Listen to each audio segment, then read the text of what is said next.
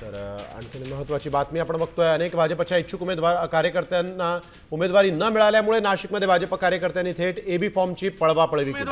नाराज कार्यकर्ते आक्रमक झालेले आहेत आणि इच्छुक उमेदवार आता या ठिकाणी एकाच गाडीतून एबी फॉर्म घेऊन गेल्यामुळे गोंधळ झाला आणि यावेळी संतप्त कार्यकर्त्यांनी थेट फार्म हाऊसचं गेट तोडलेलं आहे आणि या आमदार आणि पदाधिकाऱ्यांचा पाठलाग केलेला आहे। भाजप पदाधिकाऱ्यांकडून एबी फॉर्मची पळवापळवी या ठिकाणी झालेली आहे।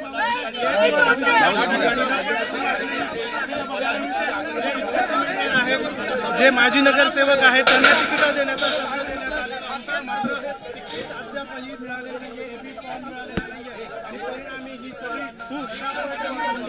या ठिकाणी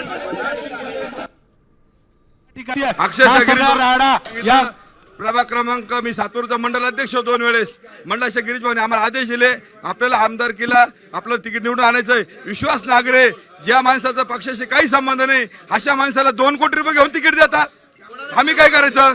विश्वास नागरे सारख्या माणसाला 2 कोटी काय पक्षाशी संबंध आहे? पोलीस स्टेशन आम्ही विरोधात असताना आम्हाला मला 4-4 तास बसून ठेवायचे। कालपर्यंत माझं तिकीट फायनल होतं। आम्ही एकनिष्ठ कार्यकर्ते, परंतु अजूनही काहीच दिसत नाही चित्र। तुम्हाला काय सांगितलं?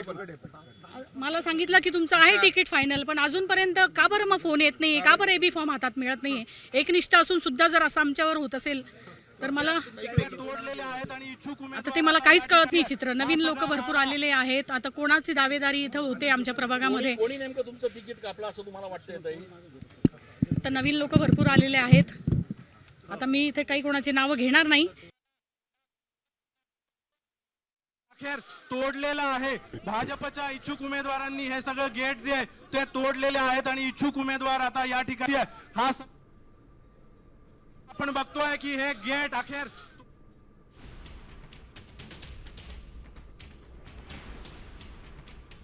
तर सीमा हिरे यांनी जिल्हाध्यक्षांची गाडी अडवलेली आहे। यावेळी एक महत्त्वाची बातमी आपण बघतोय, भाजप पदाधिकाऱ्यांकडून एबी फॉर्मची पळवापळवी झाली आहे, तर सीमा हिरेंनी जिल्हाध्यक्षांची गाडी अडवलेली आहे।